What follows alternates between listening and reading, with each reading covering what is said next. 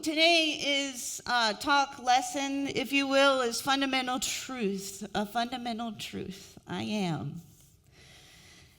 I just finished a prayer class for the church, which was wonderful. I enjoyed it. And last Monday, I started a class with Unity Worldwide Spiritual Institute called The Christ. So that got me thinking.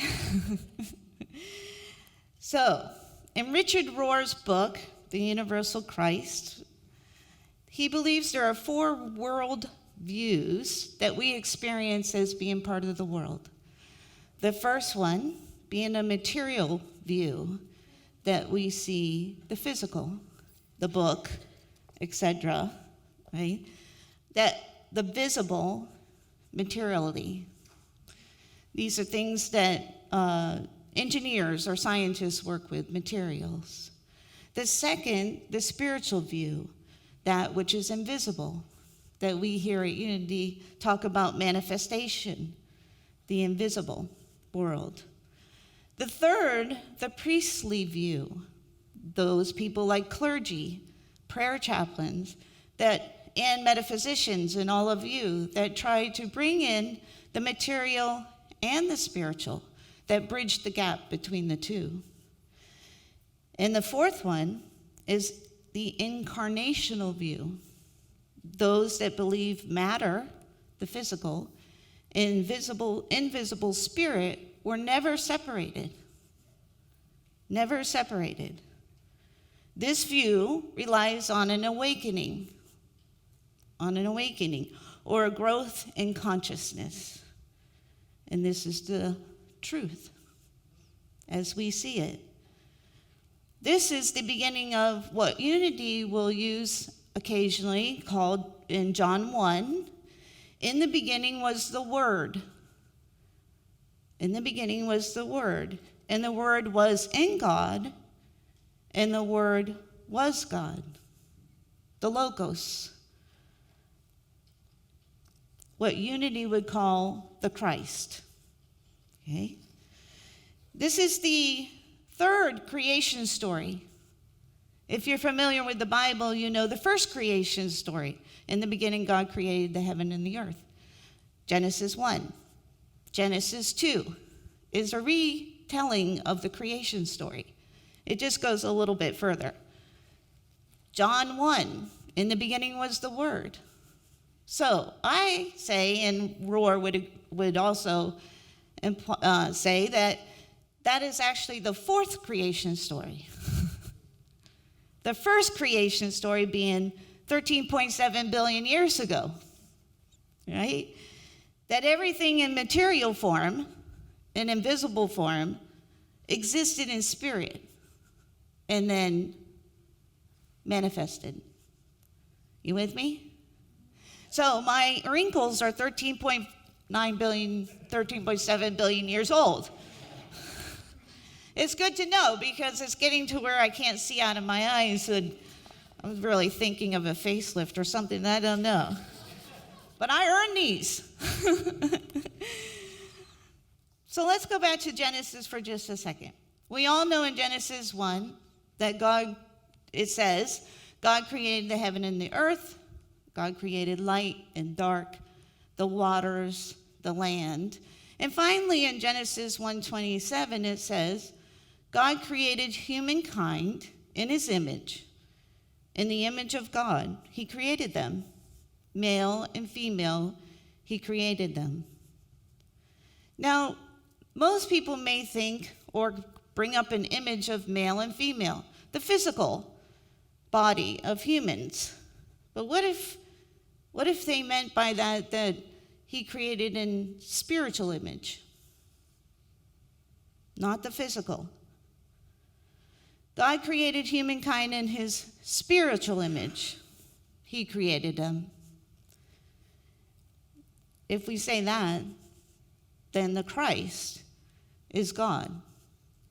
Christ consciousness, that God breathed into his nostrils the breath of life, and man became a living being. God breathed into us the breath, the Christ. breathed into you life consciousness. Never separated. Okay? Christ in you, your hope of glory. In unity, when we say, I see the Christ in you, that's what we're saying, is that I see the Christ in you from billions of years ago, the initial creation. Okay? Not, yes, your soul, but not Jesus Christ, but your Christ consciousness. So I want you to close your eyes because I want you to hear this next piece slowly. Take a breath. You are the very essence of God, the universe. You are made of the same matter and spirit of the Christ. You are perfect, whole, fundamental, foundational truth. You are as beautifully part of the divine creator as the person sitting next to you. You are not a Brahma, the universal vibration, Akasha, God, creator, vibrational Om, the beginning and the end, the silence, the invisible that we manifest to the visible. You are part of an incarnational energy that was created billions of years ago. And because of that, you are a large part, the larger part of Christ consciousness. And you embody faith, hope, and love. Faith, hope, and love. And open your eyes. This we know to be true, even though sometimes it's hard to remember, right? When you're faced with some difficulties in life, adversity, grief, doubt, it's hard to remember sometimes. And I'm going to shift a little bit and share with you my process of faith, because I firmly believe that as a minister, it's my job to also express my process, because if I say it, I should be doing it, right? Right? And maybe that process will help you. I had a situation recently at work where it was not fun, and I felt drained. I felt so drained that I got into that mood sometimes that we get into where you go, why? Why try? Right? Anybody experienced that before? Why? And so I left work with a headache, feeling sick to my stomach, because I internalize things, usually it manifests into physical things, right? The physical. So I got up the next morning and I made some coffee, picked up this magazine, Christianity Today, and I started reading this article called The Hope in the High Priest. And the article talked about Jesus being both fully human and fully divine. But the writer referenced a passage in Hebrews. So, I put the article down, I go to the Bible, and I look up that passage because I never heard of it before. So I go to my Bible and I look it up, and it's Hebrews 4:7, and it says, "Today, if you hear his voice, do not harden your hearts." Okay, I was just hardening my heart Friday. Here it is Saturday morning. Direct message. Do not harden your hearts. Today, if you hear his voice, as we bring forth the Christ, we live by these principles. Do not harden your hearts. Now, if we go back to the creation story, on the seventh day it says God rested. It does not say that God ceased all activity. It said he rested. When the Jews were wandering in the desert for 40 years, God got mad at them because they weren't paying attention and they weren't following the commandments. And so he says and declares, the angry God in the Old Testament, you will never enter my rest. So this promise, they say, in Hebrews, they reference it back and they say, well, that promise is still out there, that we can enter our rest. And it says, well, why? Because they did not combine what they heard with their faith. So the faith that I was using was going through this process. Okay, I read the article, I went to the Bible, I'm good. Don't harden my heart against situations. All activity, I need to cease and rest. Good, God's calling. I think I missed something. Okay, so I rest in Christ consciousness. And so I was brought back to Hebrews for a minute later, and I read this one. Hebrews 4:7, we can put that up. Therefore God again set a certain day, calling it today. When a long time later he spoke through David, as was said before, today, if you hear his voice, do not harden your hearts. It's hard sometimes when we go out and we see what's happening in the world, and we see what's happening in our own circle of influence. It's hard not to shut down. Would you agree? Yeah. But we are part of a Christ consciousness, and so as metaphysicians and practicing metaphysicians, we don't get to shut down. No, you can shut down. You get to rest, though.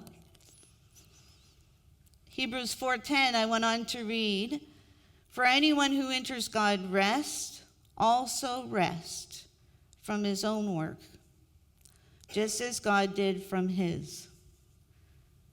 Let us therefore make every effort to enter the rest. What does it mean by rest for us? To be alone with God. Some people do that through meditation, but I'm going to say that even putting meditation aside for a moment, it doesn't require a lot of a 20-minute meditation to be alone with God. It can be a 5-minute thing. So I'm percolating the little things that I thought about on Friday with these things that I'm reading in this particular situation. And I go back to the article. And just when you need it most, the article says, if we are intended to imitate Christ or to approach him, per Hebrews, then surely his empathy is part of what we are to make his own. We do not have the ability to take on the experiences of others, as Jesus took on the flesh, but we can enter more deeply into their pain. And incarnational viewpoint relies on an awakening, a growth of consciousness. As I reflected the situation, I understood that I cannot take on this other person's experience. I can empathize with their pain that they were manifesting. They were manifesting their pain. That had nothing to do with me.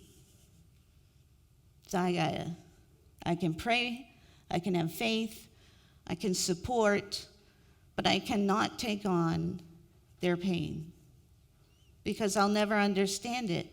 But I do understand that if I'm to believe that there's a Christ in you, as there's a Christ in me, we are all connected. And so I empathize with that, and I can help you and support you. We often use that meditation, like I said, as a form of rest. What is rest? What do they mean by get rest? Be alone with God, so that you can process through these things that are happening. In the documentary Inner World, Outer Worlds, it says, there is one consciousness, one field, one force that moves through all. This field is not happening around you, it's happening through you, and it's happening as you. The Christ consciousness is something that started, if you will, the fundamental truth, billions of years ago. It didn't stop, and it hasn't stopped, and it will continue to go as we transition out of this earth. But we are part of that whole thing. We are the Christ consciousness. And we affirm that we are a vessel of faith, hope, and love. Faith, hope, and love. Even in times when we don't feel that, we still are. We go back, we rest. Okay?